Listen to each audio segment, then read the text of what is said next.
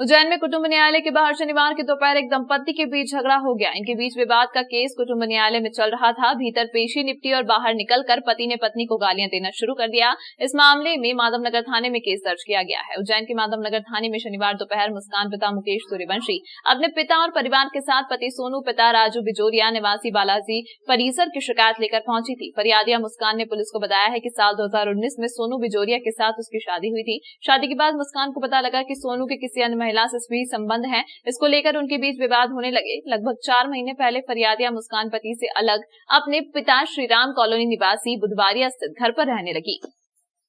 परिजनों ने सोनू के खिलाफ कुटुंब न्यायालय में वाद दायर किया है। शनिवार 1 अक्टूबर को इस प्रकरण की तारीख होने पर दोनों परिवार के सदस्य कुटुंब न्यायालय पहुंचे थे। फरियादिया मुस्कान ने आरोप लगाया है कि उसके पति सोनू बिजोरिया ने अपने पिता के साथ मिलकर उसके परिवार के सदस्यों के साथ गाली गलौज की और धमकी दी। इसके बाद वह माधवनगर थाने में शिकायत दर्ज कराने आई है। मुस्कान का आरोप है कि सोनू खुद को आरएसएस और बीजेपी का पदाधिकारी बताकर परिवार वालों को धमकाता रहता है। कुटुंब न्यायालय के बाहर पति पत्नी के बीच विवाद के दौरान कोर्ट परिसर में खासी भीड़ जमा हो गई थी।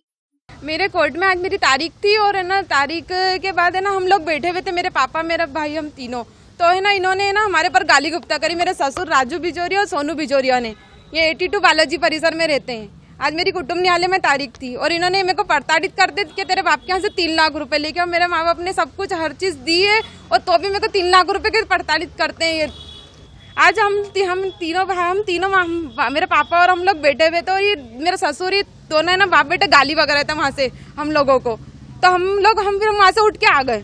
दहेज के पीछे लगा रखा है हम लोगों ने। कोई महिला का भी मामला सामने आ रहा है? हाँ, और महिला प्रेरणा गुगले खटिक नाम है और राजू खटिक की लड़की है वो। अच्छा, हाँ, इनका कुछ संबंध है इनके? हाँ, पहले से संबंध है, शादी के पहले से। इनने जबरदस्ती मेरी शादी करी है और इन्हें जबरदस्ती इन्हें फंसाया है मेरे को और झूठ बोल के शादी करी है और दहेज के लिए शादी करी है कि मेरे को अच्छा दहेज मिलेगा।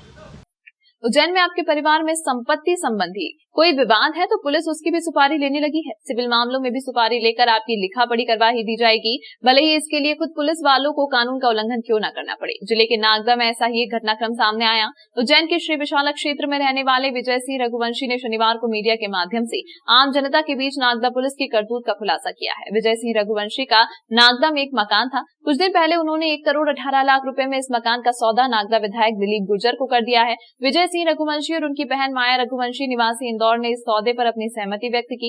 मकान का सौदा के वक्त अपनी सहमति देने वाली माया रघुवंशी को बाद में लगा कि उन्हें हिस्से की कम रकम मिली है। रजिस्ट्री पर वे सहमति व्यक्त कर चुकी थी, लिहाजा कानूनी रास्ते बंद हो गए थे। पुलिस का सहारा लिया गया। नागदा थाने के एक हेड कांस्टेबल की मदद लेकर विजय रघुवंशी को नोटिस भेजा गया। वे अपने पुत्र के साथ 19 सितंबर को बयान देने नागदा थाने पर पहुंचा तो यहाँ उनकी बेटी को बंधक बना लिया गया। इसके बाद विजय रघुवंशी को धमकी दी गई कि वह माया रघुवंशी के साथ 27,50,000 रुपए की लिखा पढ़ी करे, अन्यथा उन्हें और उनके बेटे को धोखाधड़ी के आरोप में बंद कर दिया जाएगा। भाई बहनों के बीच पैतृक संपत्ति के विक्रय से आई रकम में बंटवारे का यह विशुद्ध रूप से सिविल मैटर है, लेकिन पुलिसकर्मियों ने इसे क्रिमिनल केस बनाने की धमकियां दी और विजय रघुवंशी के बेटे को बंधक बनाकर उनसे जबरन लिखा पढ़ी करवाई। विजय रघुवंशी ने पुलिस के कई आला अधिकारियों को मामले की शिकायत की है। उनका आरोप है कि नागदा थाने में पदस्थ एक हेड कांस्टेबल की इस पूरे मामले में संदिग्ध भूमिका रही है। खुद इस हेड कांस्टेबल के नाम पर 11 रजिस्ट्रियां हैं। बिना वारंट के मेरे घर में घुसी और इस बंदे को आशीष रघुवंशी को अपहरण किया और अपहरण करके इसके पिताजी को मजबूर किया गया कि कैसे ये एग्रीमेंट बनाए और उसकी नोटरी करवाई गई। 5:30 बजे इसको वहाँ पे ले गए, 2-2.5 घंटे टॉर्चर करा। 2-2.5 घंटे के बाद नोटरी 8 बजे करवाई इनके द्वारा। नोटरी में हस्ताक्षर छूट गए थे तो वापस आके दबाव देके फिर हस्ताक्षर कराए। उसका वीडियो भी है मेरे पास में और वो मैंने आपको उपलब्ध करवाऊंगा अभी।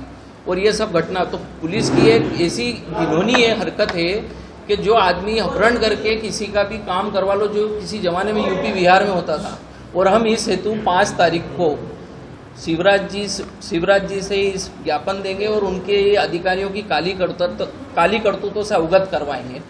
इनके बताते सुनने में आया कि इनका कजिन कोई विधायक है कहीं भिंड जिले में या कहीं पे, उसके प्रभाव में, और ये 15-20 साल तक नागदा में ही जमे हुए हैं और उसकी आड़ में ये सब काम कर रहे हैं और प्रशासन इन पे कार्रवाई नहीं कर रहा है। किस पद पे है?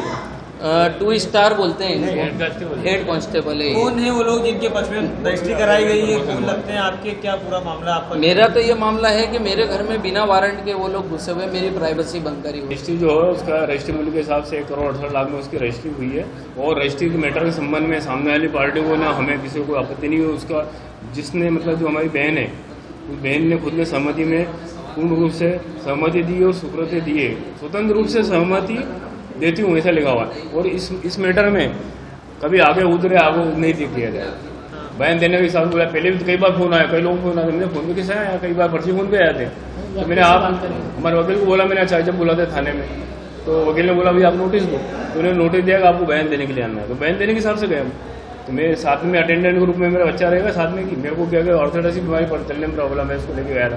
तो ये वहाँ हमारे मित्र क्या बैठा, मैं बयान देकर आ रहा हूँ। उन्होंने बयान देने के बाद वहाँ पूरा घटनाक्रम में बदल गया।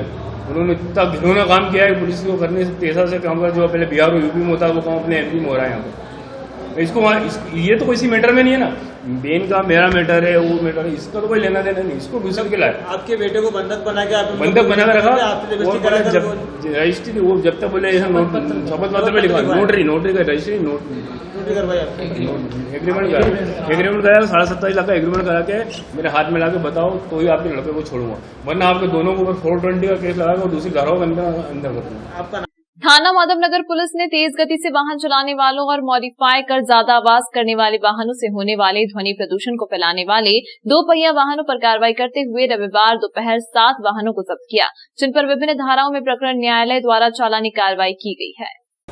तेज गति से और जो तेज आवाज वाली जो गाड़ियां हैं जिनसे आम रहवासी परेशान रहते थे, उनको लेकर लगातार कार्रवाई की जा रही है। परसों 4 गाड़ियों पे कार्रवाई की गई थी। कल भी 7 मोटरसाइकिलें जो हैं जब्त की गई हैं और इनको भी न्यायालय में इनके इस्तका से पेश किए जाएंगे। कल जो है 4 वाहनों पे कुल मिला के 80,000 रुपये लगभग जुर्माना हुआ था। तो आज भी 1 लाख के आसपास का जुर्माना जो धाराएं हैं उनके हिसाब से होने की संभावना है। उज्जैन में उज्जैनी रक्त संचार संस्था के द्वारा रक्तदान शिविर का आयोजन किया गया। पूरी जानकारी संस्था के पदाधिकारियों ने देते हुए बताया कि डीजी होटल में रक्तदान शिविर का कार्यक्रम किया गया, जिसमें रक्तदान करने को लेकर अलग अलग विषयों पर चर्चा की गई। इस दौरान भारी संख्या में संस्था के कई पदाधिकारी मौजूद रहे। पिछले 7 वर्ष पूर्व से इस संस्था की स्थापना हुई थी, जो प्रतिदिन 2 से 4 यूनिट रक्तदान जरूरतमंदों को देती थी। और उसके बाद में हर साल हम कैंप लगा रहे 3 साल से, जिसमें पिछले साल हमारा 156 यूनिट हुआ था और इस बार हम लोगों ने कोई टारगेट नहीं रखा है। बाकी फिर भी उम्मीद है कि ज़्यादा से ज़्यादा रक्तदान डोनेट करवाएं। और ये रक्त जो यूज़ होता है वो थैलेसीमिया पीड़ित बच्चे और बाहर से आए हुए ज़रूरतमंद लोगों को होता है, जिसमें डिलीवरी केस होता है, एक्सीडेंटल केस होता है।